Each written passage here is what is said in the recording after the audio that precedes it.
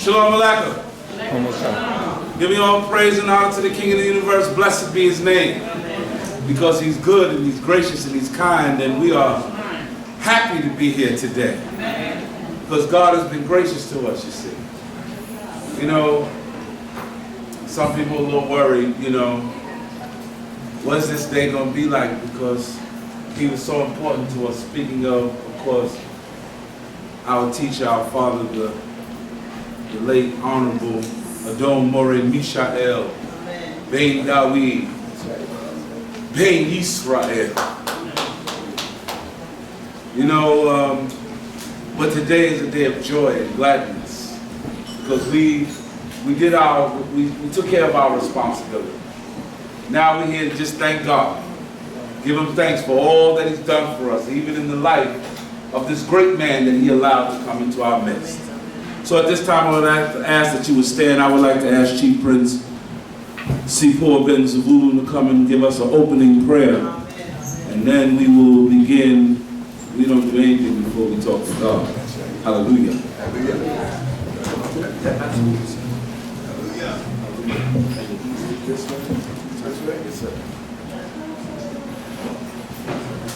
Hallelujah. Hallelujah. Hallelujah. Hallelujah. Praise the God of Abraham, Isaac, and Jacob. Amen. Amen. O Heavenly King, with joy and with gladness, we come before you to thank you so much for your goodness, your mercy, and your love. Thanking you for things, Almighty God, that don't even enter into our heads to break forth in the atmosphere. We fall short, Almighty God, in so many things, but accept us here, Almighty God, as we come before you to thank you for the time that you have given a legend in the midst of us. Even Adon Moreh Meshael, Almighty God. Bless our hearts here, O great King, to enjoy ourselves and to be thankful and to know that you give and you take, and blessed be your holy name. Amen, amen. Almighty God, so many things Amen, amen. go before our hearts and our minds and our eyes that we can't even understand. Oh great God. But here we are, the living, telling you, thank you. Yes, sir. Toda Rabban. Yah Elohim Melech HaOlam. For your son that you put in the midst of us. That's right. And for the time that you have given him. And for the children that you have given him. And for the joy that he received and which allowed him to go out like a champion, Almighty God. Amen. Amen. All glory, all praise. That's right. To your holy name. Hallelujah. Hallelujah. Hallelujah. Hallelujah. Praise the mighty God. Praise the mighty God. Amen.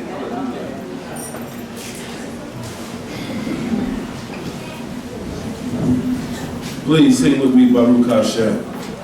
Baruch Hashem, Yahuwah. Baruch Hashem, Yahuwah. Baruch Hashem, Yahuwah. Baruch Hashem, oh Baruch Hashem, Shel Yahuwah. Blessed be the name of our God. Blessed be the name of our God. Blessed be the name of our God. Blessed be the name, blessed be the name of our God. Who knows ten like heaven, oh my God. Who knows ten like heaven, oh my God. Who knows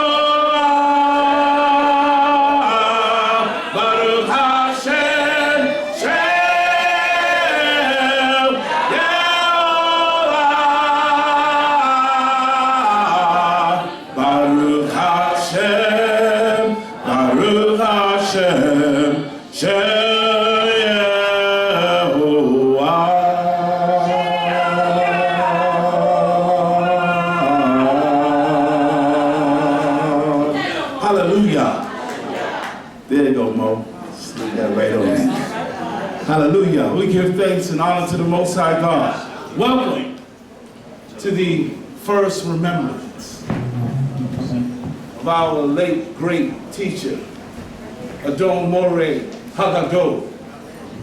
That's who that was. That's right. You know, he achieved the status of just being Moreh. You know, I don't know whether you get my point here. A lot of us got a bunch of titles and things that we got a bunch of them running around. But you got to attach a name to it, right? But all over Israel, if you said Moreh,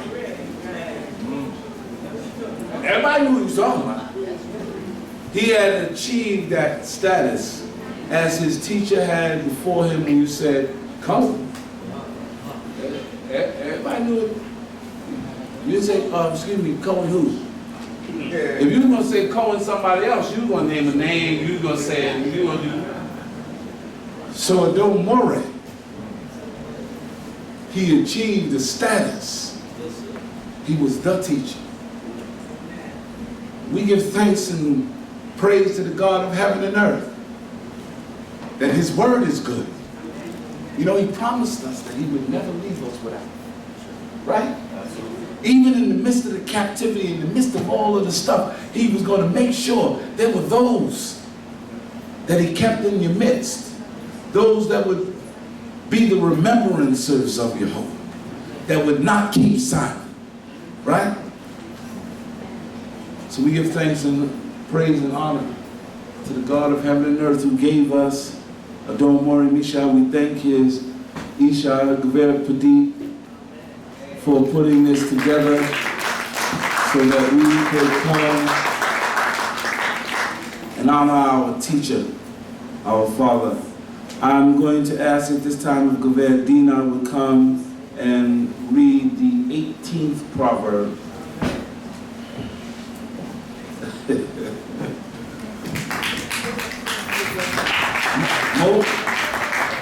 Most of you do need to stand up. She is old.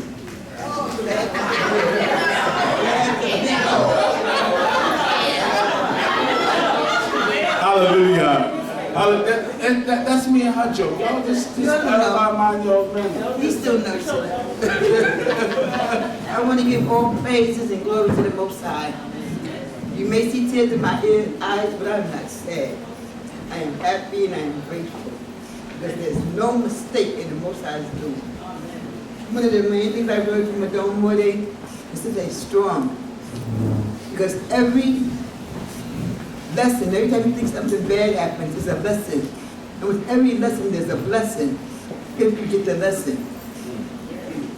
When nobody else had faith in me, Adon Moreh did. He puts me to the limits. He puts me to the limits. We didn't talk the talk, we walked the talk. And I'm very proud to have had him in my life. I'm very proud to have Padita as my friend. I call her my friend and my sister. Because the greatest honor is when somebody can bring their new wife, their child, and give it to the ex-wife and have faith you're going to do the right thing. All praises, all glory to you. Hallelujah. An unfriendly person pursues selfish ends, and against false sound judgment starts quarreling. Fools find no pleasure in understanding, but delight in airing their own opinions. When wicked comes, so does contempt, and with shame comes reproach. The words of the mouth are deep waters, but the fountain of wisdom is a rushing stream. It is not good to be partial to the wicked, and so deprive the innocent of justice. The lips of fools bring strife, and their mouths invite a beating. The mouth of fools are undoing, or their undoing, and their lips are a snare to their very lives. The words of a gossip are like choice morsels. They go down into the innermost parts. Who is slack in his work is brother to one who destroys. The name of Jehovah is a fortified city. It's a fortified tower. And the righteous run to it and are safe. The wealth of the rich is their fortified city. They imagine it a wall too high to scale. Before a downfall, the heart is haughty, but humility comes before honor. To answer before listening, that is folly and shame. The human spirit can endure in sickness, but a crushed spirit who can bear. The heart of the discerning acquires knowledge, for the ears of the wise seek it out. A gift opens the way and ushers the giver into the presence of the great. And a lawsuit, the first to speak, seems right, until someone comes forward and cross-examines. Casting the lot settles disputes, keeps strong opponents apart. A brother wrong is more unyielding than a fortified city. Disputes are like the broad gates of a citadel. From the fruit of their mouths, a person's stomach is full. With the harvest of their lips, they are satisfied. The tongue has the power of life and death, and those who love it will eat its fruit. Who finds it right, what is good, and receives favor from the Lord?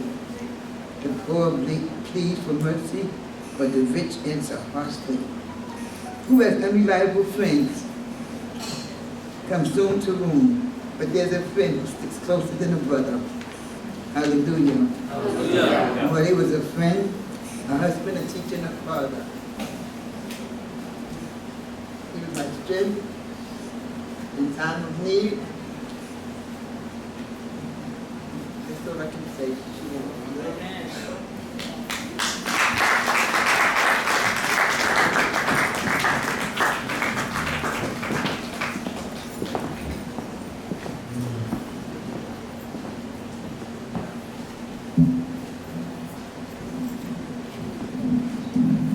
God, I do have a selection to give to the Moreh in the house at this time. Please be seated.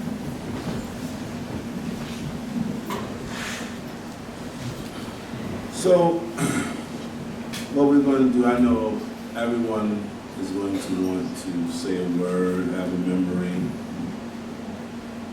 I'm really going to use my fake fancy watch.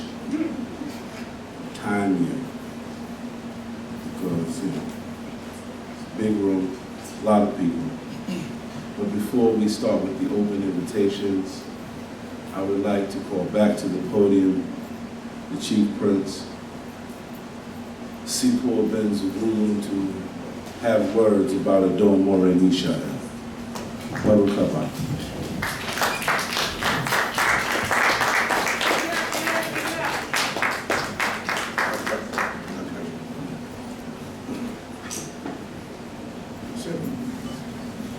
First of all, I'd like to give all glory to the God of our forefathers, the God of Abraham, Isaac, and Jacob, the great, mighty, revered God, the Most High God, slow loving kindness, possessor of all things. And He's the one that set wonderful men and women in the midst of us, you know? And I go back with Adon Moreh Meshael. I was 18 years old. 18 years old. I know y'all remember. Y'all remember. You know? And we worked in IBM together. And they sat me right across from him. He sat here, and I sat like right here. And he used to sing on the job too, you know. He had spirit, you know, but I never in my life seen nobody like that, like him. I had Hebrews in my family. Some of them used to come here. Esther, you know, my cousin Esther, and Percy, and Dee, and, you know, and Percy had a son named Aharon. And so I was talking to him because there was nobody that looked like him. The sharpest guy I ever seen. You know what I mean? He came to work, he had on a cotonet with bell sleeves, you know, and he had his staff, his ring. He had long braids and they stuck up in the air like this. And he had a beard, his face was aglow. He was just one of a kind. So I was hooked on him. Because on that job, we had a bunch of reverends and preachers. And in a nice way, he used to just sit them down, you know, and I was so proud of this guy, you know. And I came out from over the street, so I was a rough case, you know. And every day at lunchtime, he would take me with him. We'd sit in a hot car, and he had his Tanakh. And he would read to me and tell me things. So he said, Bird, you know, because we used to listen to James Earl Brown, you know, and Bobby Bird. So he said, Bird, you need to come to the camp, you know, to the congregation on the Shabbat. So I said, if you come see my aunt, Esther, I'll come on Shabbat. Because my aunt and them were Hebrews, but they didn't look nothing like him, and I never seen no Hebrews like him. So he came, and I kept my word, and I went to a Shabbat, and I met my great teacher, Cohen Levy, and I was there ever since. The only time I would miss was when they called me to be the maftir because I couldn't speak. Y'all remember that? So then, Dina was a youngster. Dina was a youngster. I remember all of them. But this great man, Moreh Meshael, every day at lunchtime we would read, and wherever he went, I went. He took me to work, and he brought me home from work. We had buildings on Howard Avenue called Makanayim. And we had buildings on Strauss Street, that was Gilgal. Oh, yeah, well, and he sort of raised me because he changed me. God used him to change me. All glory to the God of Abraham, Isaac, and Jacob. But for good things, God worked through good men. Right. And this is what we need to know. And this man was a wonderful guy. Matter of fact, and he was a rough character. Moreh didn't play with you. He'd tell you in a minute. Listen, I know y'all heard it, but I got put out his car quite a few times. Believe you me. And I was a street guy, but he was so wonderful and he was so powerful, and his presence was that you had to respect. So even in me not knowing as much as I should have known, I known enough to respect him. And not to come back with no words at him, or none of that. He's a great man. And he represented this way of life in all aspects of life. He's a legend. Believe you me, and I was just a youngster, and every day for years, I used to look up to this man. We would go all over together, and I was so proud of him, and we go amongst the people that spoke with, the Jews, and I hear them say, speak that. And I'd be so proud and stuff, because he was all of that. He was all of that. He'd do anything in the world for you, and he'll correct you also. He'll correct you in a minute, whether you like it or not. They just don't cut men like that no more. And I thank God, the God of our forefathers, the God of Abraham, Isaac, and Jacob, the God that has each and every single one of us sitting here this day. I thank him for bringing forth a man like a brother Moreh Meshael. And we should all feel good. We should all feel good. But when good men like that leave family, the only way we can make it is to be praiseworthy. We got to give God the glory and the respect that's due to him. Not just on the Shabbat day or on Pesach. Our job starts on the first day of the week when we raise up out that bed We are the glory of God on earth. And this is what we need to know, and this is what we need to have live within us. The glory of the God of our forefathers.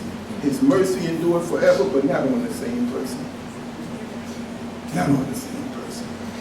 So let's give God the glory that's due unto his name, family. And it's an honor to stand here, and it's an honor to be able to speak about a legend. He's not no regular guy. He's a legend. And I thank God with all my heart, soul, and might for the time and for the wonderful wife that he has given him now. She got class too,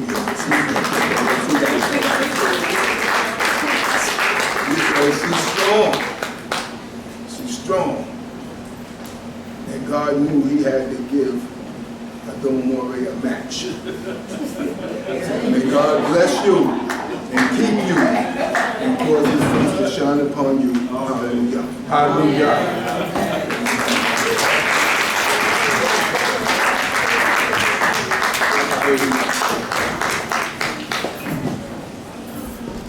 While you're upon your feet, I would like to call to the podium even the Moreh Meshael from the Kingdom of Yah, the Moreh Israel.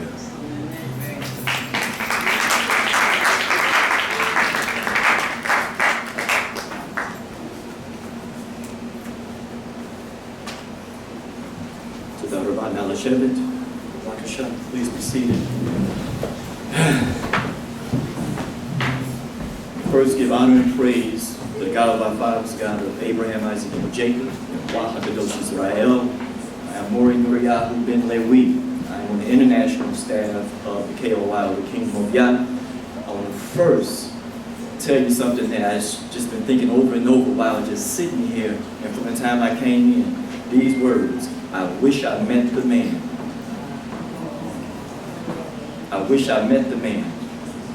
I just came back from your land last week, and I bring you greetings from your people in your land.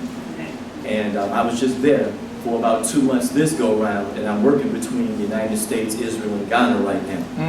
So when I was just given this assignment 2 days ago, I said, Father, oh my goodness, how am I going to go and represent us in terms of this man, Moreh Meshael? And I'm going to tell you a quick story. A few people actually thought I was one of his relatives when I came to Israel last year. Are you related to Moreh Meshael out of New York? I said, I don't think so, but maybe in the spirit I am. And let me tell you why they said that. They said I just carried myself like him. And so the more I learned about the man, I said, no, I think I got a long way to go before I bring him to anybody's remembrance, to be perfectly honest. I want to thank all of our elders in here, Chief Prince, Rabbi. I want to first tell you, I'm from Chicago. I thank you all for the work that you all did in blazing the trail for us. I've only known that I'm in Israel like going on 28 years. And there's some men in this room and some women in this room, and you've never met me, but I know you through stories that have come from here all the way to Chicago about your pioneering work. And I thank the Father for you. There's more that brings us together than separates us. Believe me when I tell you. I am the byproduct of the work that you all put in. The Father said in Isaiah, Yeshayahu 42:16, Behold, I will bring the blind by the way they knew not. I will make darkness light and crooked things straight. I'm the result of the work you put in. So keep on keeping on. Now, to the official statement from the Holy Council, the princes, ministers, and some of the crown brothers and crown sisters of the Kingdom of Yah. A tribute to Moreh Meshael. First, giving all praises to the Holy One of Israel, Yahweh. On behalf of the entire community of the African Hebrew Israelites of Jerusalem in Moreh, Israel, we want to first thank the family, Geveret, Pedit, and the organizers of today's events for giving us the blessed opportunity to honor and tribute to one of the true giants of Israel, Moreh Meshael, a teacher, scholar, and leader extraordinaire. Without diminishing in any way the profound impact of his life in any of those capacities, we remember him mostly for being a brother's brother. Now, I just heard Chief Prince talk about Moreh being a brother's brother. So would that be an accurate statement? That he was a brother's brother? All right, let me go further then. On the anniversary of this transition, we are really challenged to adequately express the depth of love and respect we have, not had, for Moreh Meshael. We had the divine pleasure of coming to know Moreh in those early years in New York, when many among the Israelite family were hesitant to associate with us. The mutual love and respect grew to such a degree that we were blessed to become travel companions to our beloved homeland, Israel, and to West Africa. We spent a considerable amount of time traveling the Holy Land together and sharing the inspiration of this journey of our people. The awarding of an annual trip to Israel is a most fitting tribute to Moreh's memory, and we look forward to assist by blessing the recipients on our end with an all expenses paid 2-day sacred visitation trip.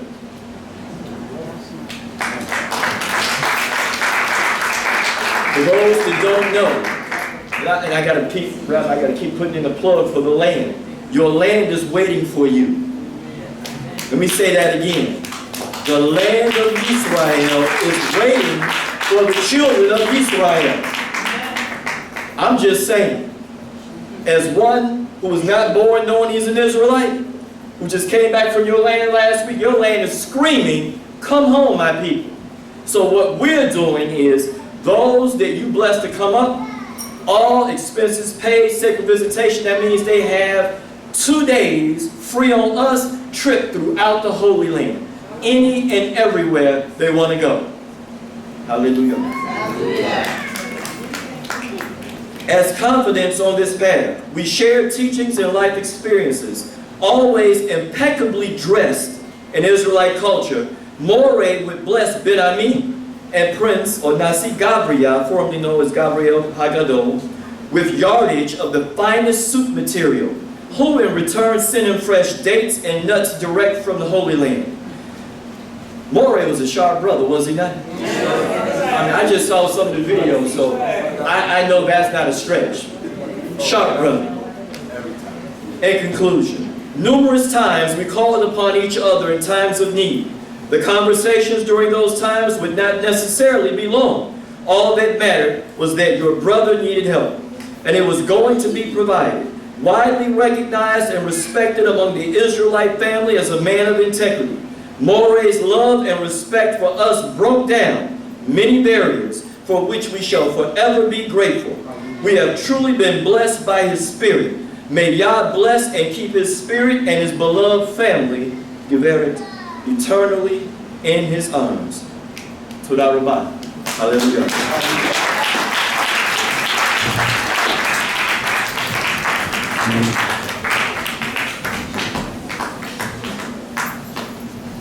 We thank Adon Moreh Neriyahu Ben Lewi for the message and the warmth that he brings from the homeland. It's not a lie when you go there. It's something that you feel, and it's a wonderful thing when your family can be there to greet you with open arms. So we thank the Most High God for that. So, please, one last one before we go into the open mic. I'm going to ask if Moreh Yiftach Ben Don will come to the podium and have words about Adon Moreh Meshael.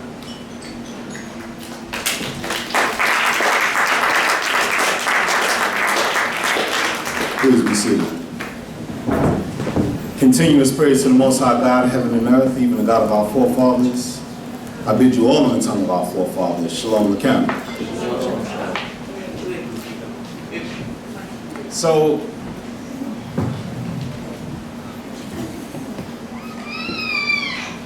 I have to be honest.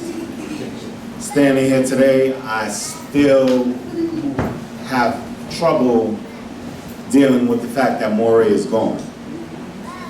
Because I've always seen him there when I came into Israel.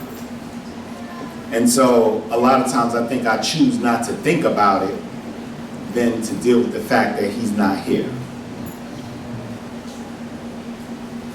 And part of that is because of who the man was to me, personally.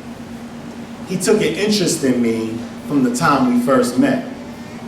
And so a lot of times I don't look at our relationship as just a friendship, but he was a father-like figure to me. He was a mentor to me. He divulged things in me that I never thought he would divulge into me, with me. And he spent a good majority of our conversations telling me about leadership and what to expect. And sometimes when you have conversations like that with people, it's like, why me of all people? And while I would like to be vain and think that he's seen something in me, the reality is that that's just the type of person he was. He was giving. He was the type of person where he wanted to see people succeed and do better. And so he told me about the different conversations that he had with Ben Ami. And he told me about the different conversations that he had with Cohen Levy and the different things that happened in the Israelite community. And one of the things that stood out the most for me that he always told me was, whatever you do, remember God in everything you do. And so I didn't quite grasp the meaning of that when he first said it, because it was just like, we're Israelites, that's what we do. Until I met the Israelites. And I'm not talking about the Israelites you meet on Shabbat. And from your laughter, y'all know what I'm talking about. It's the Israelites you meet the other 6 days of the week. The Israelites that you meet that got us displaced from the land. And so he always taught me to keep things in perspective. He shared with me his notes, the way that he studied. And I heard him, and he was a very articulate man. He was a very brilliant and intelligent man. But reading his notes, I can see the level of his intelligence superseded what we seen for the 3, 4, or 5 hours while he was teaching on the Shabbat day. He was a man of deep thought. And that's why I could appreciate him. And so when we have men like that in our midst, we need to learn to appreciate them. Mm-hmm. And so sometimes we may not understand people, because a lot of times when people are telling us that we're doing wrong, the reality is that we don't want to hear it. But Moreh was a man who was unwavering. He was going to tell the Israelites what was right and what was wrong, regardless of what they thought about him. And that's who God wanted us to be. I thank God for the life that he gave him, that he allowed me to see him in the time that I did see him. I thank God that he allowed him to influence me the way that he did, in a positive manner, in a time where I didn't see a lot of positive male figures. I thank God that he allowed me to meet his family, and that God might continue to bless his family. The very Padi, I pray that the Most High God continue to be with you. You are a good man to Moreh. You are a good woman to Moreh. And I pray that your family, and that all his family, Gaveradina, all his children, Ralph Suridan, I'm just telling you now, he was proud of you, bro. He talked to me a lot about you. And so, when we have family and people who love us, that we need to build that interconnection amongst one another. That as Israelites, we have to begin to see one another, build with one another, create extended family beyond our own blood, and continue to build the nation that the Most High God wanted us to be.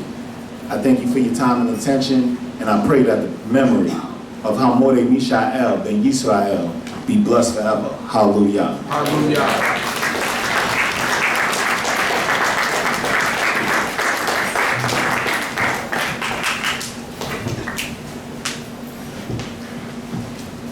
Please be seated. At this time, I'm going to take hands. Remember,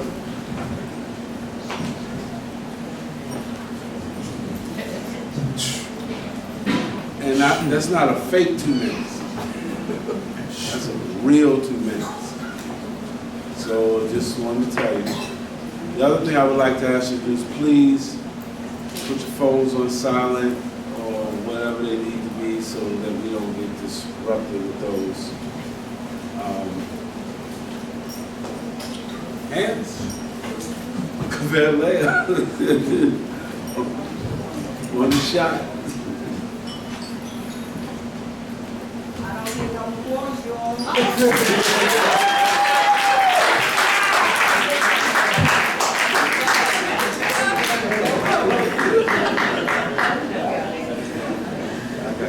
Thank you very much.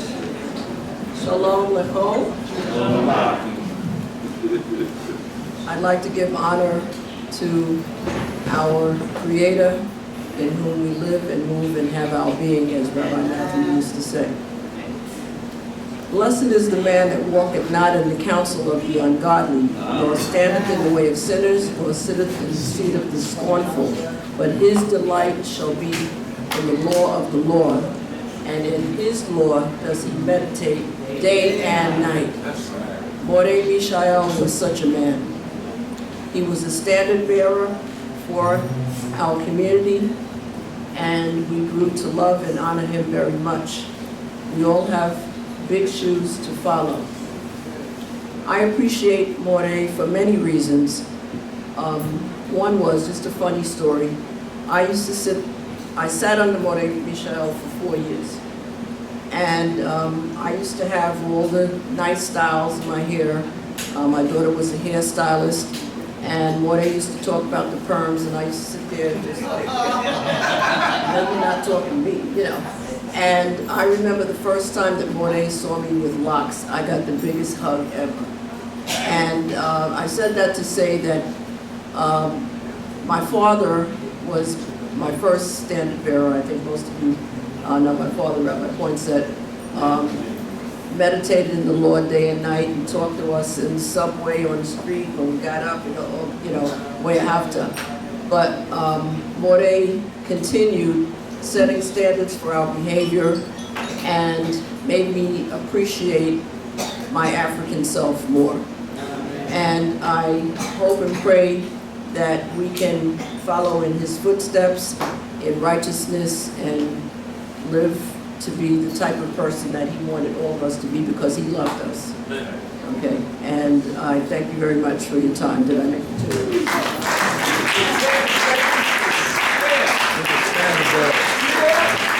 That's the example. She had 10 seconds left. That's the example. Y'all pay attention to that. It's all right. Ima Yasuda. You coming? I'll walk you up.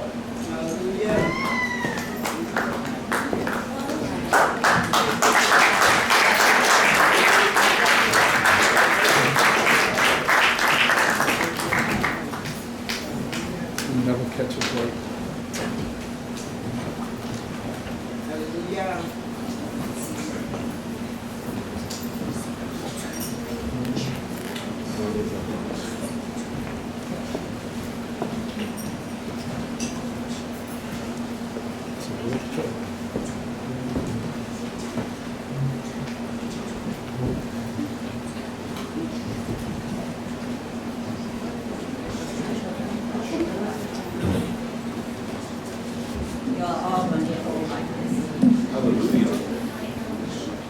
Oh, you think you're not?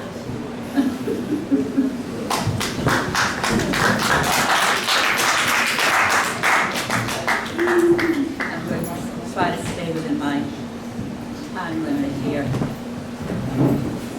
Shalom, everyone. It's good to see Israel out. Shalom? Okay. It's good to see everyone out. Beautiful faces. Here to recognize the work of a very dedicated man, dedicated to the Most High God of Israel.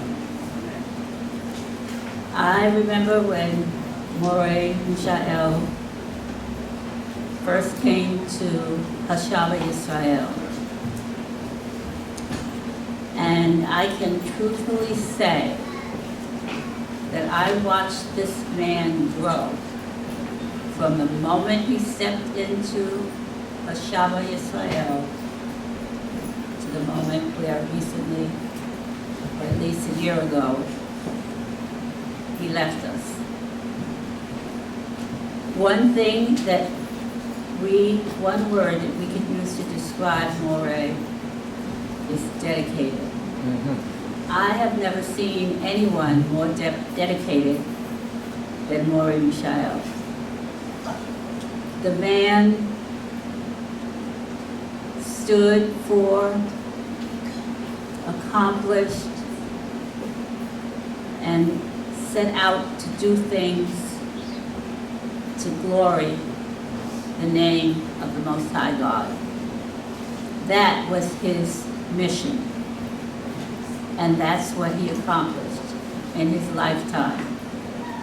I can remember watching him grow from stage to stage, and I would advise all of the males of all our many congregations, if you could just emulate one or two things that Moreh Meshael accomplished, you will indeed be on a path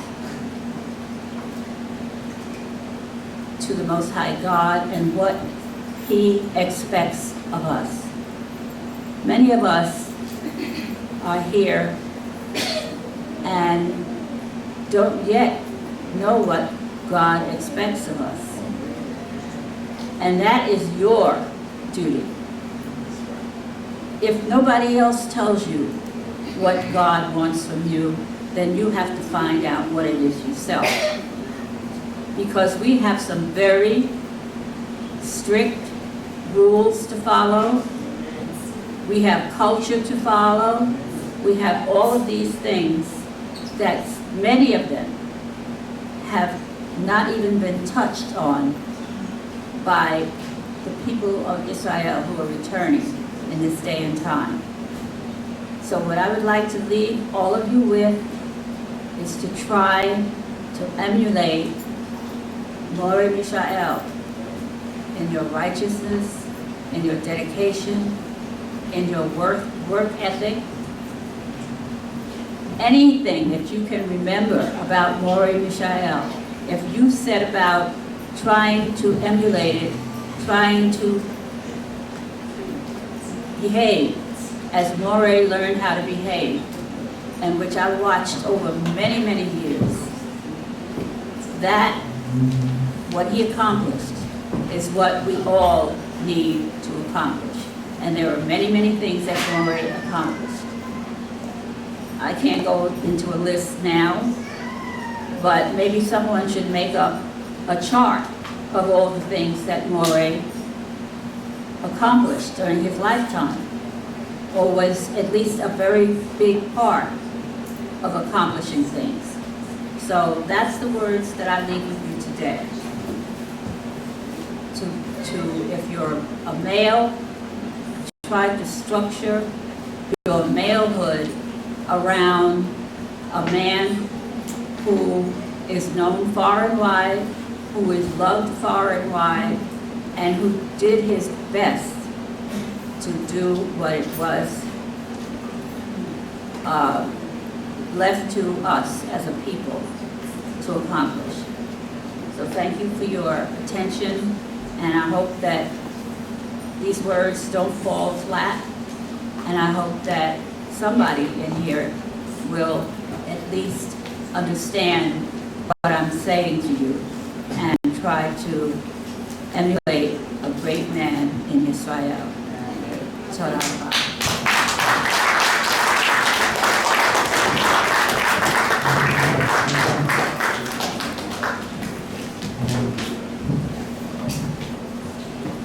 Toda Imam, Professor. Sweetheart, we're proud of you too. God bless you. A minute ago, I got you. You next, Mo. You on deck. Have a seat for a minute. No, you know what? I'm gonna let Mo go first, and then we'll call the Gadite brothers to sing. Mo, come on, dear.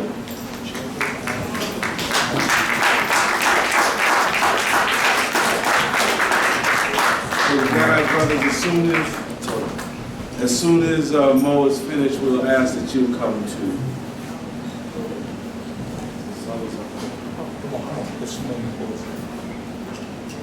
This one? I got you.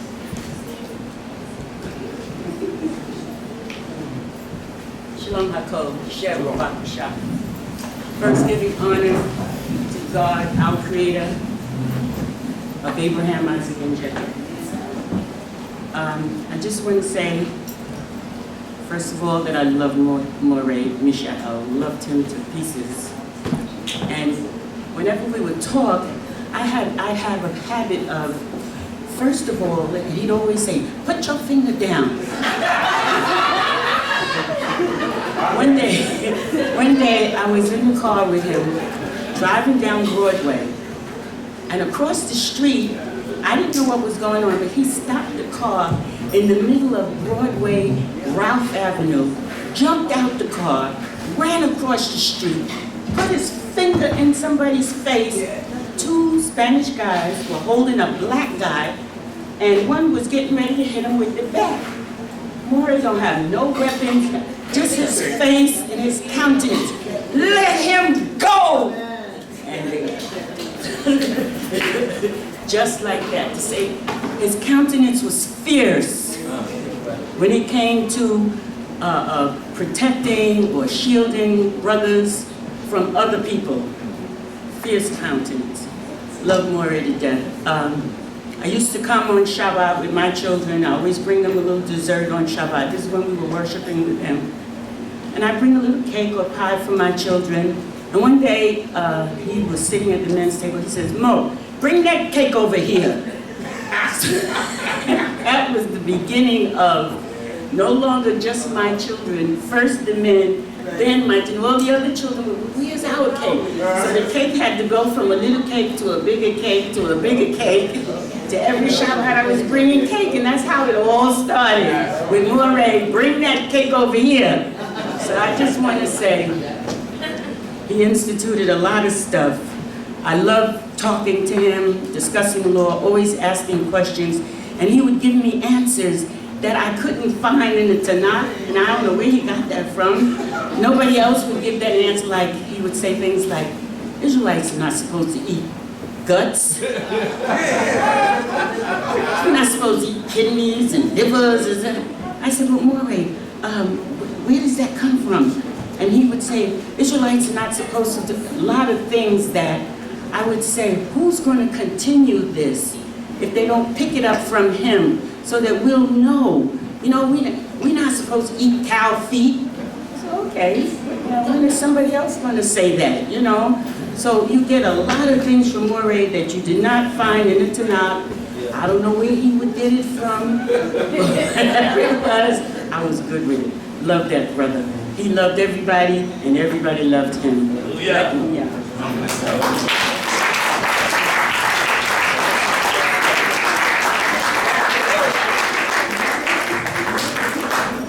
Moreh, let you talk with your hands. That was the problem.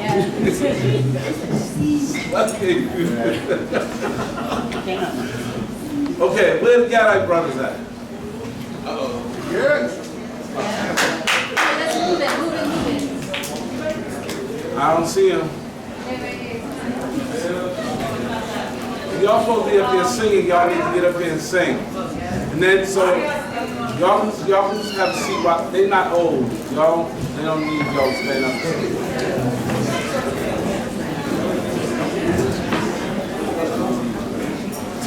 Y'all come. Listen, y'all got about a minute, a half, 30 seconds, so I'll move on with my program.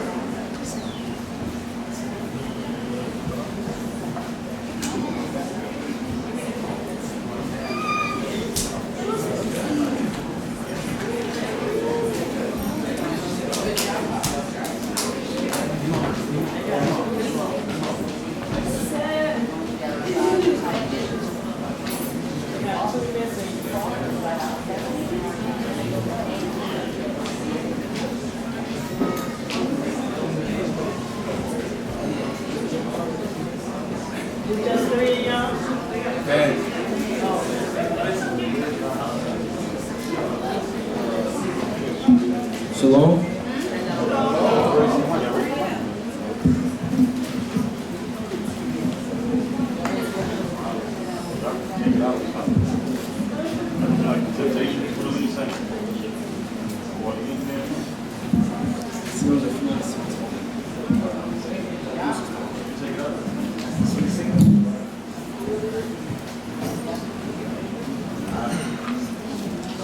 Shalom.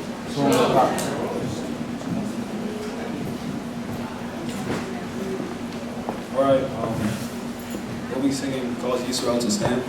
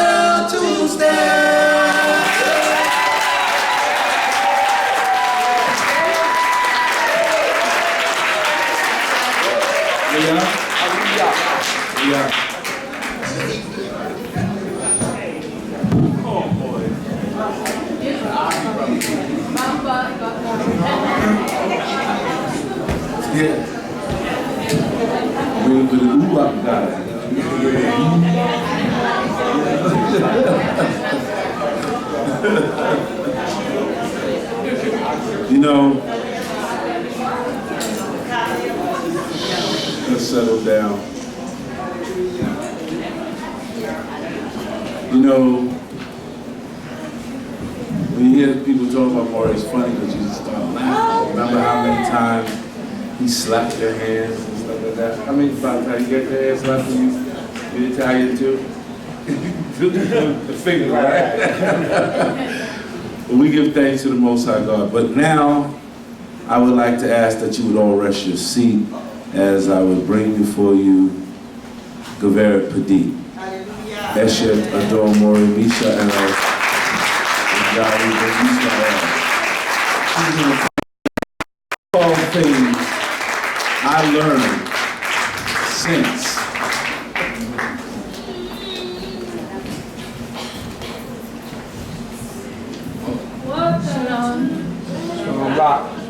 Okay. All right, you can have a seat. Thank you. This is my reflection, and I called it 12 Thoughts on What I Learned Through Grief. 1, the Most High God is awesome. He's an awesome God. He's compassionate, He's a comforter, and He's very kind. 2, I'll put these glasses on you and stop being cute. Okay, number 2, Through it all, I have gained a better understanding of what it means to trust in God. Moreh was always there to support me and remind me of what the Most High requires. Now that that crutch has been removed, I have no other option but to trust in the Most High God. Hallelujah. And begin to understand what it truly means to depend upon His words, using them to guide my walk, my talk, and my thoughts. 3. I have come to accept Jeremiah 29, verse 11, and it's Moreh's favorite book, as my verse. It's a verse that has been trailing me since last July, August, in no uncertain ways, especially in times of uncertainty. It says, "For I know the plans I have for you, declares the Lord, plans to prosper and not to harm you, plans to give you hope and a future." There were times in the initial stage of his fasting that it's just like everything was going wrong. The house started leaking, the step broke. I mean, it's like everything was like crumbling. I'm like, I can't do this, you know? And I started kind of crumbling a little bit. Probably my girls didn't know, but then there were people there to kind of help me, give her Kalila and stuff.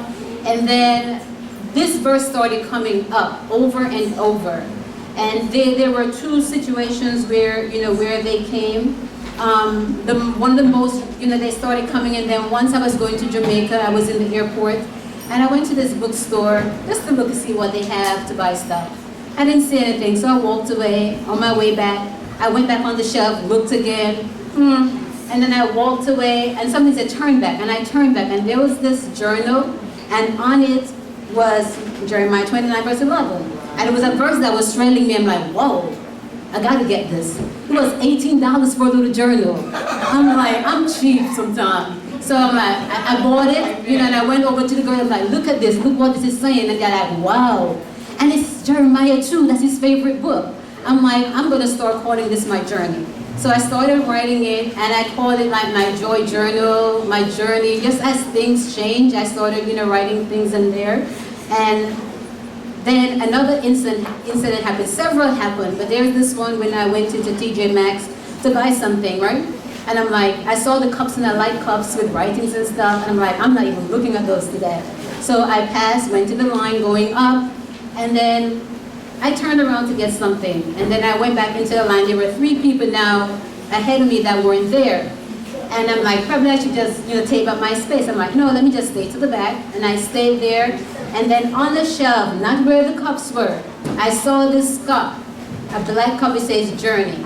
I'm like, let me look at this, because now I'm taking Jeremiah 29, as my journey, because I think the Most High has something in store for me, and I'm going on a journey. So it says Journey. So I said, let me look at this cup. I went there, and there was this word, for I know the plans I have for you, plans to give you hope and a future. It was just overwhelming for me. I bought the cup. I'm like, why did I buy this cup? I bought it, and that verse has held me, throughout many of these situations. Number 4, many have said, you're a strong woman. I survive not because I'm strong, but I survive out of necessity.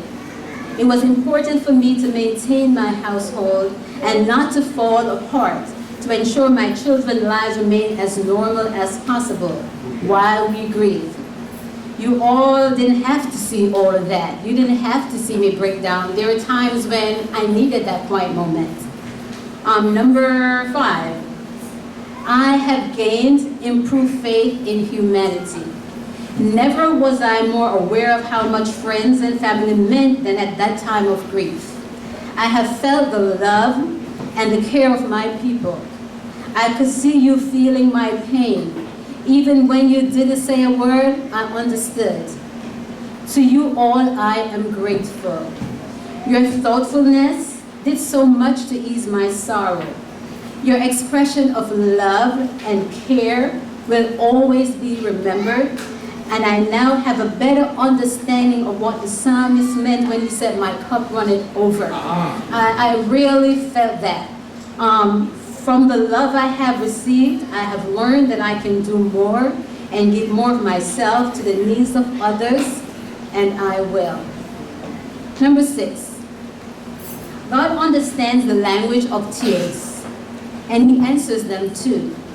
There are times when there are no words to express your emotions, whether they're joy, whether they're grief, pain, and all you can do is cry out to the Most High God. And he does understand. Tears are languages that God understands. Number 7, storms, whether physical or mental, are frightening to me because they can be very disruptive. But not all storms come to destroy. They often come to clear the path so you can see what's ahead. I have done a lot of introspection, questioning my purpose, seeking out my vision. There are still clouds looming over me. I know the storm is not totally over, but I definitely have a clear picture of who I am and want to become. For this, I am thankful. Number 8. Moreh left me with examples, the tools and the resources to weather the storm and continue to be a beacon and raise up those girls in the fear of the Most High God. And for me to fear the Most High God, to have a will to live life to the fullest in a righteous manner, to change for the better, to be consistent, to honor my words, and to have tenacity and to present what I believe. Number 9. I have gained a better understanding of Moreh's purpose in my life. He was not just the husband, father of my children, and the person the Most High God used to introduce me to this way of life. He named me with the most beautiful and precise name, Pedit, which means redemption. This was no coincidence. He brought me back and has helped in no uncertain way to define and refine who I am. He was an integral part of my life's journey. 10. Moreh was and will continue to be a major part of my life's journey. Not in charge though. Although I can no longer see him with my eyes, I will feel him in my heart forever. Not all of it. I now know that it's okay for me to love again without feeling any guilt if I choose to.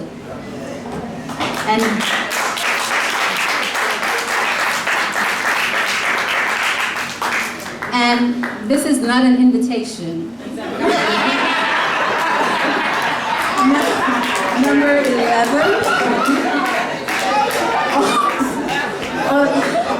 Although his words may have seemed harsh at times, he spoke what he believed and what he lived. If I could take a page of his life, I will endeavor to live the way he lived in impacting others positively, speaking the truth, even though the heavens fall or the rivers stop running to the ocean. He always speaks the truth. And number 12. We will think of him as living in the hearts of those he touched. For nothing loved is ever lost, and he was loved so much. Moreh was loved more than he knew. Thank you.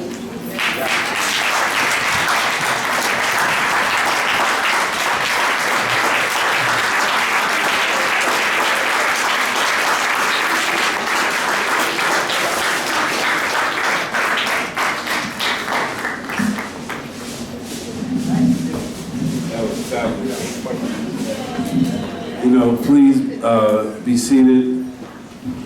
I want you to know that Congregation Beth put the whole program together. So everything I'm doing, we have a line. And I'm saying that to say when you're going through these things, that you have used all of this energy to make great things come about. And you've set an example and a bar.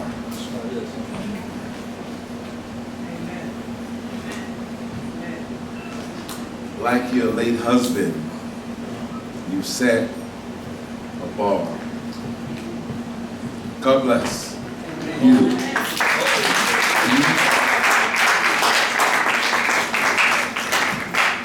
So she said, we're going to sing All My Help.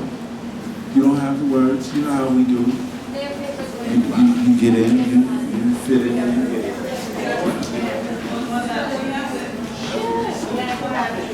So, you'll just share.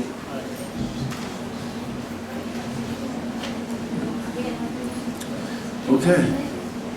Oh my help, oh my help, oh my help comes from the Lord. Oh my help, oh my help, oh my help comes from the Lord. Oh my needs, oh my needs, oh my needs that I possess, sing, all my help comes from the Lord. Father, I stretch, oh Father, I stretch my hands to thee. I know you will remember me when others forget and leave me alone. I know that Hashem, He will hear my groan. All my help, all my help, all my help comes from the Lord. All my needs, all my needs, all my needs that I possess, all my help comes from the Lord. When I am weak,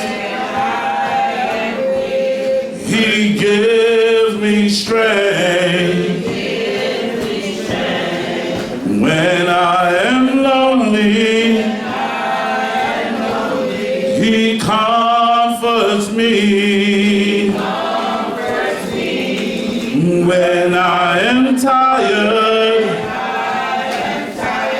of the load I bear, He gives me courage, courage, courage to bear my share. All my help, all my help, all my help comes from the Lord.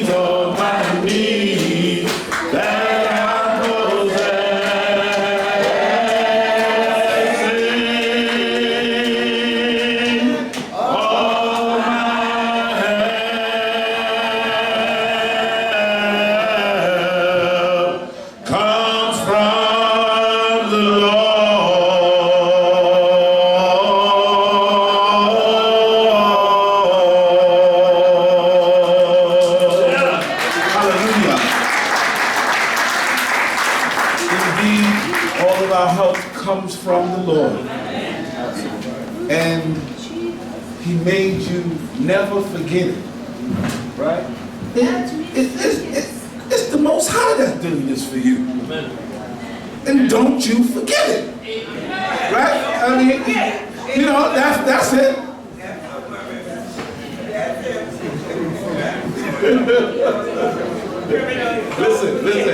Listen. You've been scolded as much as me, shook as much as me. Moreh jumped up one time in the middle. I was teaching a lesson. Wait a minute. Go have a seat. Y'all need to know this.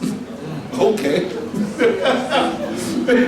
It's just what it is. So I give thanks to the Most High God. And I thank him for all of his goodness. I'm going to call one of the major products of Moreh up to the stage right now. Even in his son, Nasik Rav Suridan. Ben Moreh Meshael.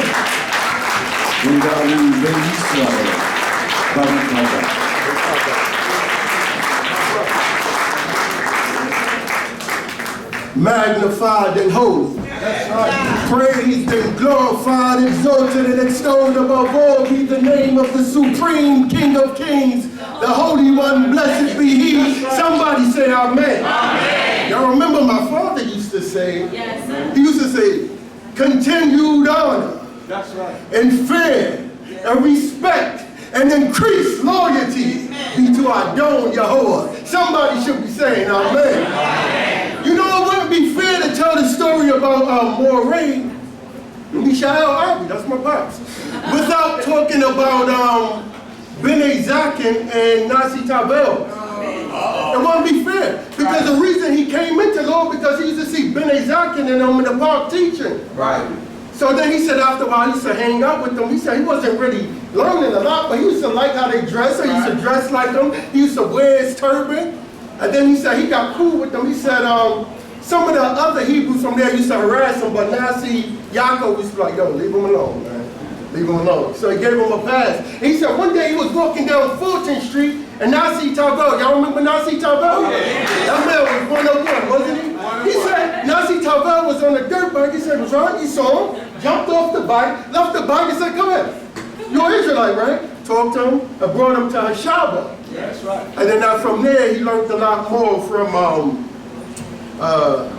Cohen Levy. Hallelujah. Hallelujah. And another thing that's very important that I found out just this year, you see, in the project that we're doing with Goshen, Nasi Yashuva is working with me, right?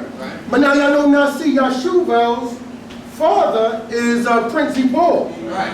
And Prince Paul just told y'all that my father's the one that brought him into this culture. So that's a blessing. Goshen couldn't happen without Moreh. Right. And on top of that, Nasi Yashuva's wife, Rofania, her father is Kotel Velazar.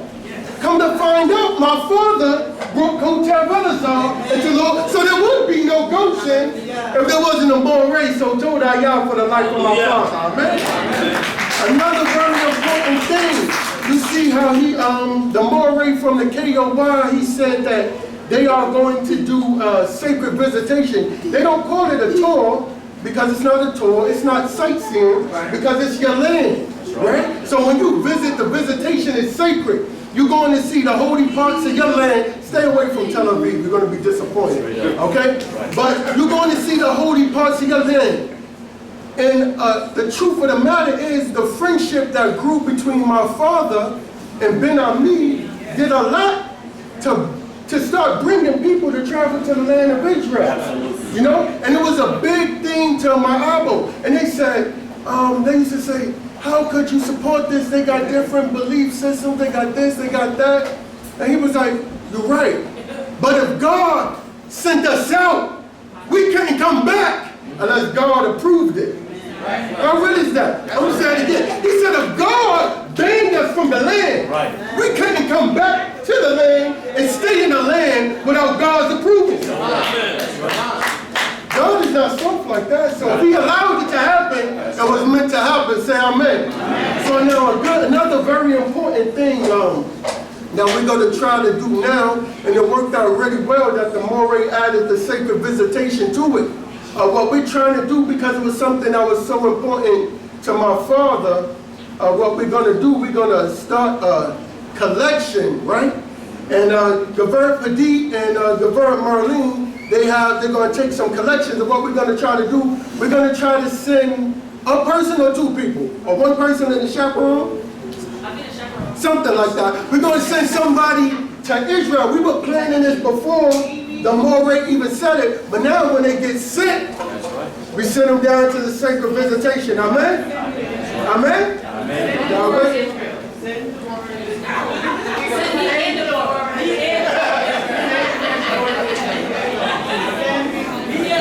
You know, truthfully, it's really a blessing, and I'm thankful and I'm appreciative for all of you coming out. And it means a lot, you know, because to tell you the truth, I try to not be like overly emotional. My wife would tell you, she complains about it a lot. I try not to be like overly emotional, but I used to see sometimes online that people would post like the anniversary of their parents passing, and I'm like, you're still not over it yet? But you don't know what you don't know, right? You can't comment on something you didn't experience, right? So then sometimes I catch myself saying, man, I get it, you know? But things like this and moments like this, it feels good, and I appreciate it, and I appreciate y'all. Toda yo.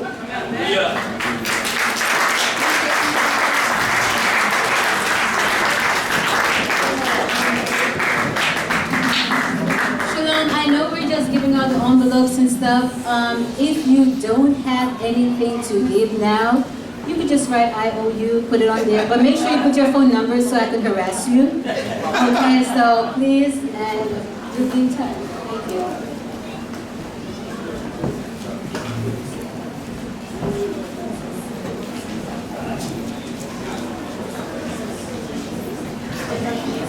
You know, a minute ago, Bill Roth came up, and he opened with the beginning of a prayer. I'm going to tell you that when we started saying this prayer in the congregation, Moreh said, where did you find that Aramaic prayer? Oh, yeah. That is not even Hebrew. I laughed. I said, how you know it's not Hebrew, Moreh? He was like, if I can't translate it, it ain't Hebrew. And when I told him we had a conversation about it, he began to listen, and he found out his knowledge of Hebrew was immense. He could translate. He just had to get how they was building it up. Once he got it, he said, oh. Then he said to me, I want you to start saying that prayer in English so they will know what you're saying. So I'm going to say this prayer in English, praying that I'm about to get an interruption here because I just work here. I just want y'all to know I'm just a hired hand. Yes, yes, baby. Okay, if you have your envelope already, you can raise your hand and they will come and they will put it in that box.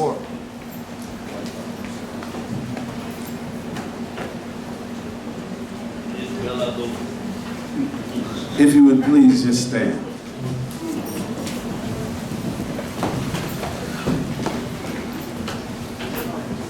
Magnified and sanctified be his great name in the world which he hath created according to his will. May he establish his kingdom and cause his deliverance to spring forth. Bring nigh his anointed in your lifetime and in your days and in the lifetime of all the house of Israel. Speedily and in a near time, and let us say amen. Amen. Let his great name be blessed forever and ever. Blessed, praised, and glorified, exalted, extolled, and honored, adored, and lauded be the name of the Holy One. Blessed be he, beyond all blessings and hymns. Praises and songs which are uttered in the world, and say ye, amen. Amen. May there be abundant peace from heaven and a happy life for us and for all Israel. And say ye, Amen. Amen. May he who maketh peace in his high places may make peace for us and for all Israel. And let us say, Amen. Please be seated. Takia, where you at, my love? Let me introduce to you one of our scholar extraordinaire, graduate of Stony Brook University, president of Student Council.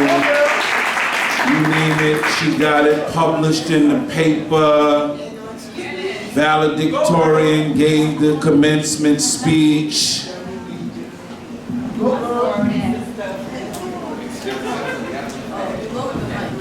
Yeah, baby, I love you. I'm gonna put it up there for you. This is one of Dina's products. You know, she produces, amen, even using you to produce real good stuff, though. Let's give it up for Dina, too.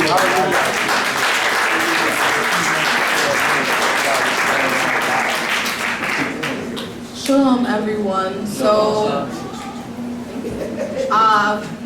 some young ladies should be coming around to give you all some forget-me-not flowers. So, please plant these forget-me-not seeds in loving memory of our precious father, husband, teacher, and friend, Moreh Meshael Naftali. It is our hope that as these flowers bloom, they will remind you of the beauty of life and celebrate the love that was our Moreh Meshael. So, Moreh wasn't my father directly, but growing up, he always made sure that he was there for me, and if I ever needed anything or needed someone to talk to or just someone to get guidance from, he was there. And so I hope that today everyone can bless his memory and keep their spirits high and just treat each other with respect and happiness and love and go from there. Thank you.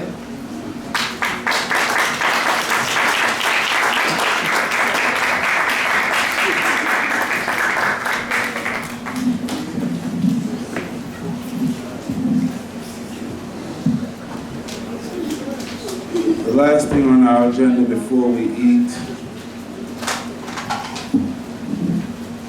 So this is the plan. We're going to read a proclamation. We are then going to dismiss for refreshments, and while we're eating, we will open the mic for people to come back up and speak while we're eating. Okay, is that fair enough? Because I know some of you are hungry. Oh, and absolutely, I understand that there's a whole family on the online that's ready to call in and give their blessings and their respect to the great man Adon Moreh Meshael Hagadol.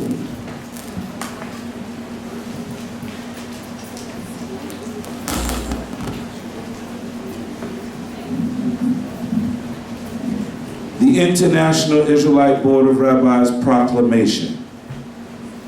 Whereas the Honorable Adon Moreh Meshael Naftali ben Yisrael was given to this world on the 15th of May in the year 1939 by the Creator of heaven and earth.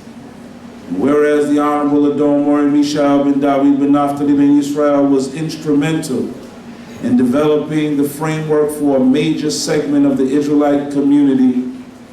And whereas the Honorable Adon Moreh Meshael Naftali dedicated his life to the betterment of the Israelite people in the restoration of the Hebrew language here and abroad. And whereas the Honorable Adon Moreh Meshael Naftali ben Yisrael was a consummate scholar of Torah and a teacher thereof.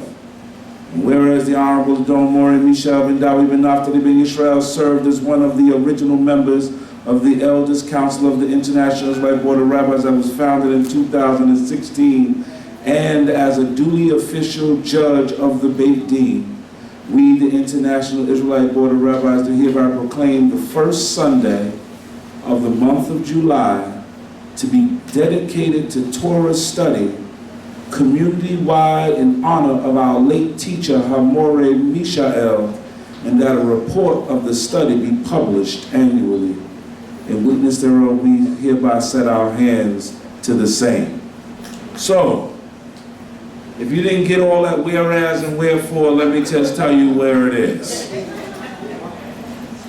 Moreh was a teacher, a scholar, consummate, always in the book. Those of you who went to B'nai Dot would see many times Moreh would call me over.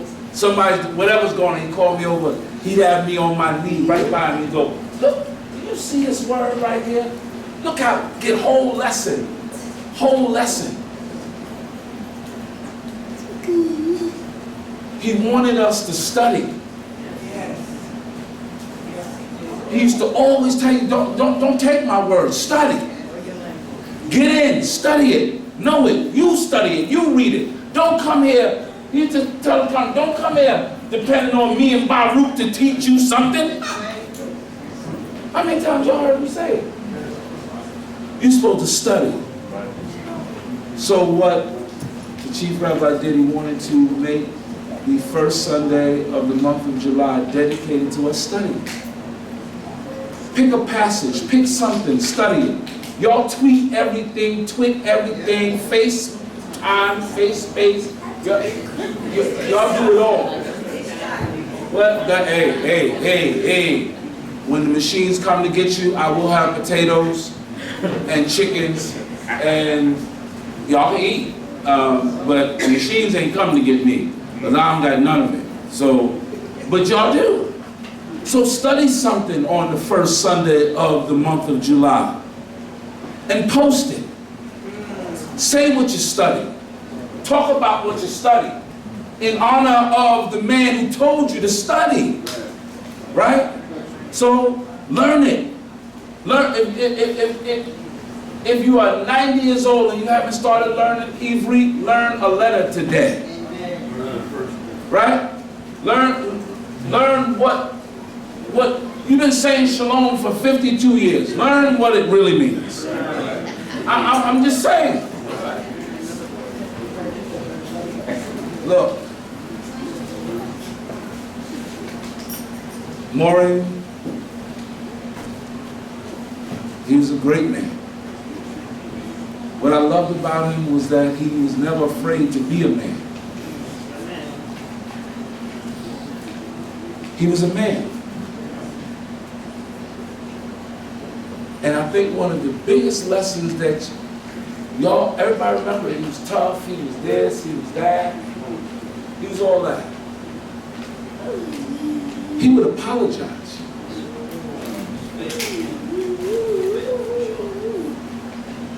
And then he mentioned a word about it. If you can show it, he apologized. He's a man. He can show he's a man. He wanted you to understand what that meant. I called one of my children and said, go over there and do such. And he tapped me and said, did you say please? And when they come back, you better say thank you. And I laughed. I don't think I ever got a please or a thank you from Arbor. I don't think they have me not once. And I didn't feel no way. I didn't think like he was, I didn't feel no way. But what he was telling me is what we want out of them is what we have to put in them. Right?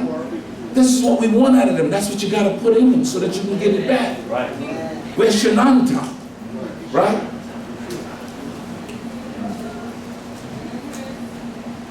Rehearsing. Repeating. Talk about it. That's what he did. I was blessed to be one of, I call myself one of the, I was one of his little private students. Because he would take time. I get it. He would take time to teach you something. And he wanted you to know. And I thank God that he put him in our life. we were all increased by him. Right? We were all increased by him. So we can thank God for his life, thank God for all that he's left, and continue to honor him by getting in the book. I want to hear about these tweets and things. Y'all send them. Please send them to somebody. We'll give you some addresses you can send them to. I think that's the way it works. You send them. We want to know that you're doing it. We want to know and pass the word. That needs to go out on the social media. Kings and queens, make it happen.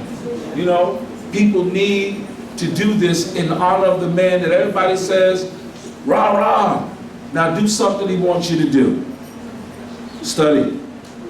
Talk about it. Yes? I will end this with this.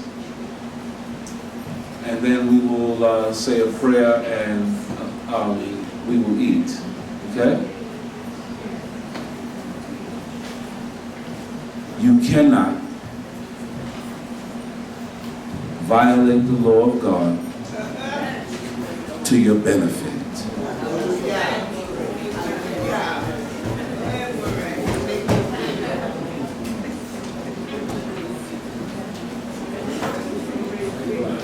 You heard it? Yes. Maybe you need to hear it again. You cannot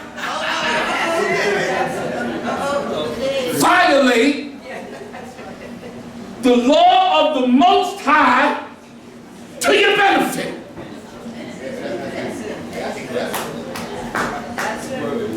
Then he had to look at you and put my glasses.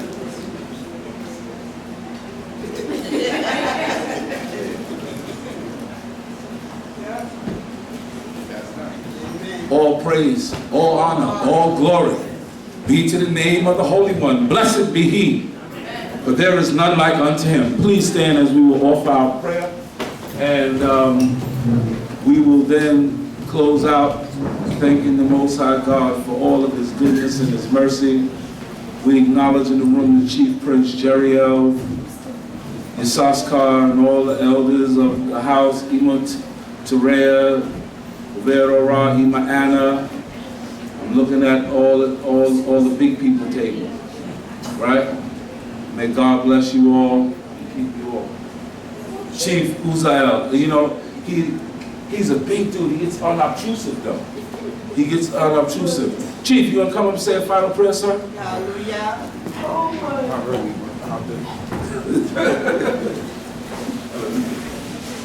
Hallelujah. Blessed are you, Yehovah, our King. We thank you, Yehovah, for this day. We thank you, Yehovah, for this special day, even a remembrance of our great teacher, Moreh Meshael Naftali. I ask you, Yehovah, that thou continue to cause his memory to be a blessed one throughout this earth. That all the remembrances of Moreh Meshael be a great one, and that everyone that's standing here, the people that are online, and the people that were not able to make it, oh Yah, will always have kind and beautiful words to say about this great man. We thank you, Yahuwah, for allowing him to teach us, and for allowing him to spread the word in the language that our forefathers spoke. I thank you, Yahuwah, for all the great things that thou hast put, or that thou put in the midst of him, or within him, to pass it on to those of us who were his students. I thank you, Yahuwah, for all things and everything. Hallelujah. Hallelujah. Amen. Amen. Blessed be. Okay, so we're going to say a bracha over the food, and then we will, we're going to say a bracha over the food, and then we will eat and rejoice ourselves.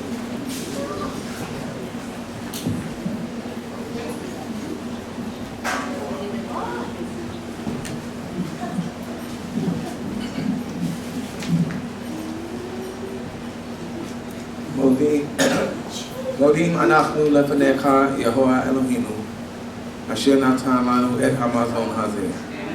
ועוד פעם, תודה כי הארכת לנו שולחן בארצות אויבינו. הללויה. הללויה. בתי אבות. בתי אבות.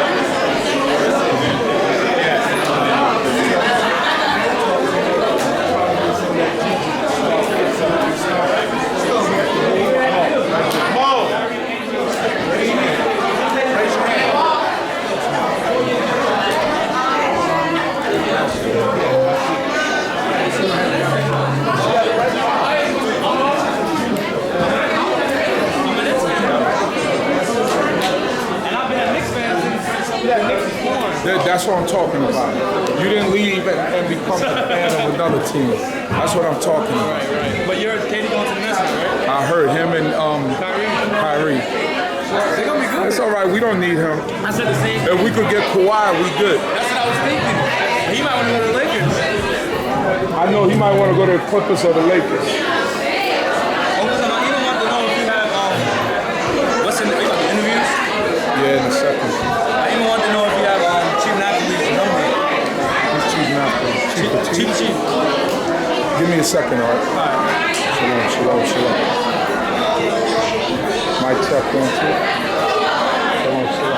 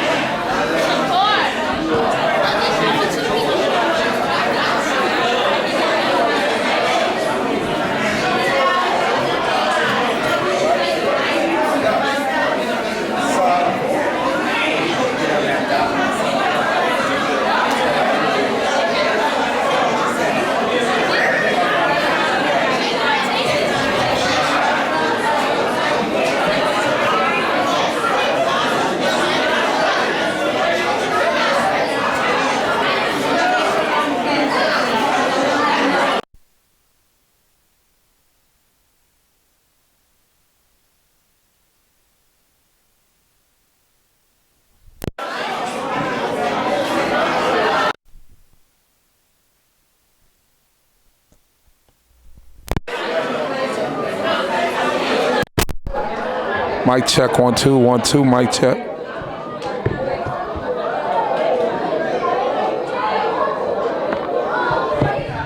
Mic check.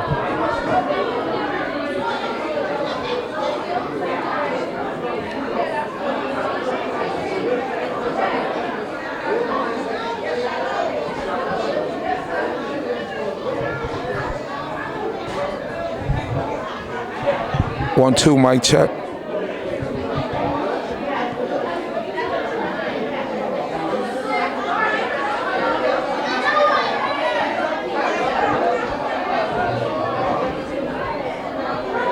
We got here one of the students of Moreh Meshael, Samar Zakar Ben Dan.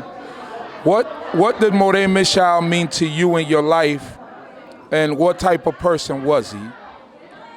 First and foremost, just giving all honors, praises, and respect, acknowledgement to the great King of the universe, to the God of our fathers, to the God of Abraham, Yitzchak, and Yaakov, thanking him for all things and everything. What Moreh meant to me in my life was, honestly, he meant everything. You know, I know I'm very closely knit with his family, and the thing about them is I tell them all the time, like, which they see that Abi. But not only was he Abi, but he was the Moreh. And he was who he was. He was firm. He was strict. He taught you about God, and that's what he meant. He didn't make any, no mistakes, no mince, no words. God is important. That's what it is. That's what he taught us. That's what he pushed. He taught, one of the famous lines that he talked about all the time is when they were in the wilderness and God gave Moses the law to teach to the people, that law was effective immediately. So when you learn about it, you start to do it. He was an inspiration, and I thank the Most High God for him being in my life. Thank you, my brother.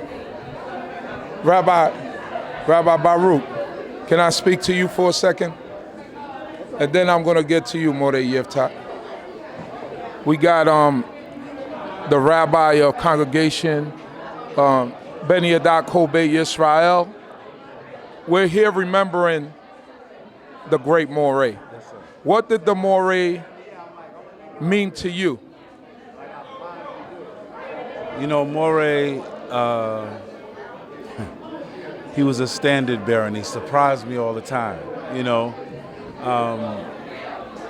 He would bring facts about things that you didn't consider. Earlier, Gavert Bathsheba was talking about, Moreh said, we can't eat guts. And I went to him and I said, Moreh, they're pressuring me, like, where can you find it? He was like, Baruch, we're a holy people. I said, you understand that? God told us that. My point is that he didn't just study and read. He meditated about who God was in our relationship with him and what it meant to stand up and be a man or a woman before God. He's one of those, in the book of Isaiah it said, let the remembrances of the Most High God keep not silent until he do what he said he was going to do. And he was one of those. He was never going to be silent about it. And I pray that we'll be inspired to follow in his footsteps. Hard mission. Hard steps to follow. But the greatness of God is that he continues to lift us up. He'll give us another legend. He'll give us another legend because he's God like that. That's right? So we bless the name of the Most High God for the time that we had with Adon Moreh Meshael. Hallelujah. Amen. Hallelujah. Oh, we got Gavert Padid here. Come on, Gavert. Come over here. We have the wife of the great Moreh, of the late great Moreh. What I know when you spoke about all of the things that he meant to you, and how it was to move on without him. But can you tell us like something funny about Moreh that people wouldn't know, that they wouldn't expect? Oh man, you caught me off guard. Well, what I'm thinking in my head, I can't say. I tell you this, I was surprised when I found out that Moreh liked Prince and Michael Jackson. Yes, Stevie Wonder, all of those people. And he's always dancing, and, it's a different person when it's a different situation. Right. So he plays the role wherever he is. Right. You know, he was funny to his kid. He sit, he laughed, make some little dirty jokes sometimes, but it was, you know, he was a real person. He was a real You know, person. you may see him and you're like, I'm scared to talk to him, but he was real. Okay. He was real. Thank you, Gavin. All right, thank you. Shalom. So, as you can see, Moreh Meshael was more than just a teacher. He was a father, a husband, a lot of things. So, we're going to try to get some of these people out here to speak about Moreh Meshael. We're going to talk to Moreh Yiftach. Can we borrow Moreh Yiftach for a second, Rabbi Baruch? Yes, sir. So, now I have to tell this story while Moreh is here. When we were at Congregation Shema Yisrael, I used to call him Moreh Yiftach. Right. And he told me, hold on, Ooze, because everybody calls me Ooze. He said, hold on, Ooze.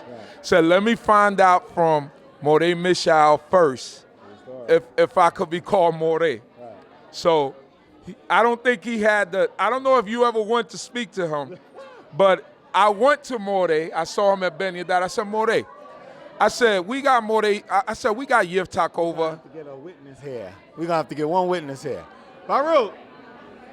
Come on. So you went to speak to him. Right. So but he always tells the story that I came to speak to him. So I like my version of the story better. Yes, You're a witness. You're a witness. So, he's telling the story about how I became a Moreh. Yes.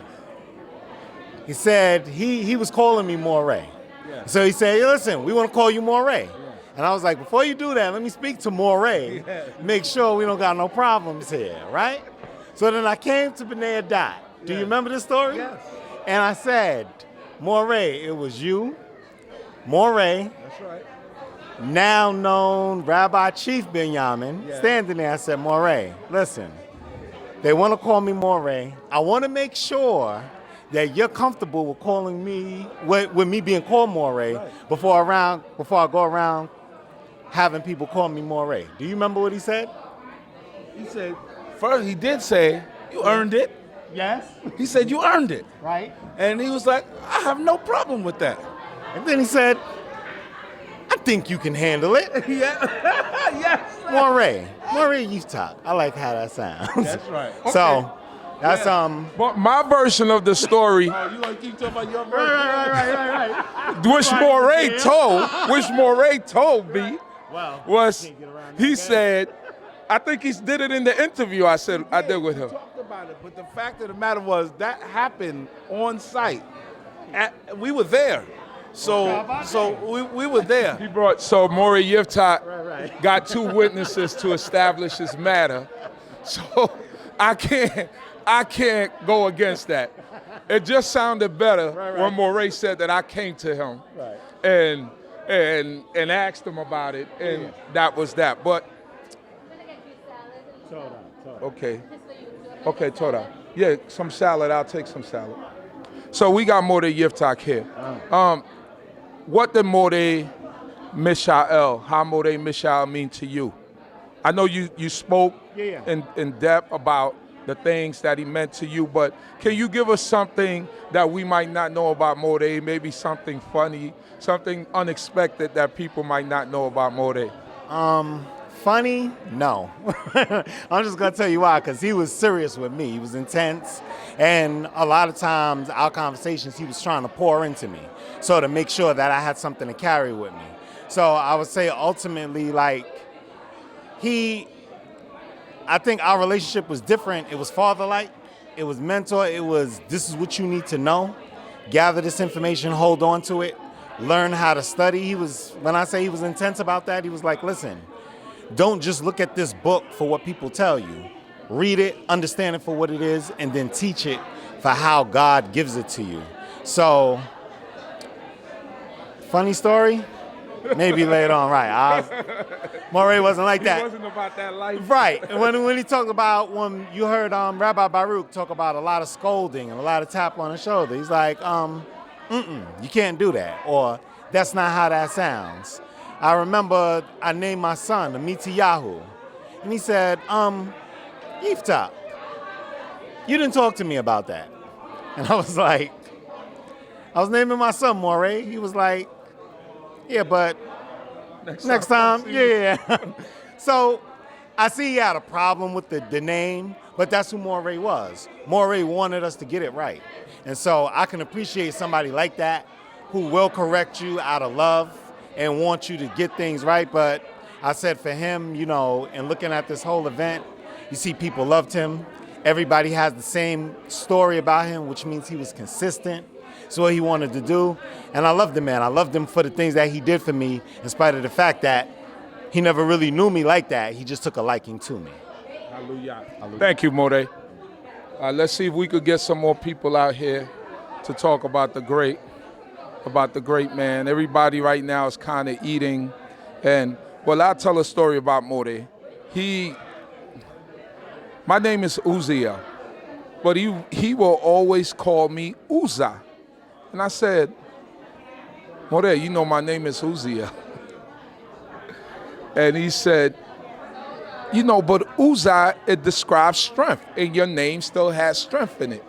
So he was the only person, he had his own name for me, you know. He changed my name. He was the only person that ever did that, and I appreciated Moreh Meshael for all the things. You know, we would go to his house and learn Hebrew. Well, I would try to learn Hebrew. It was much more advanced. I was going with a group of brothers that were already advanced. But I seen his dedication then. The nights that we would go, he would dedicate himself to teach people Hebrew. And he would teach Hebrew to anyone who was willing to listen and want to learn. So Moreh Meshael definitely was a great man and a great figure, and he'll be dearly missed. So at this time, I'm going to wait to see if there are going to be more people coming up. If I could catch some more people to interview. So just hold on tight. I got to get something to eat. Shalom, shalom.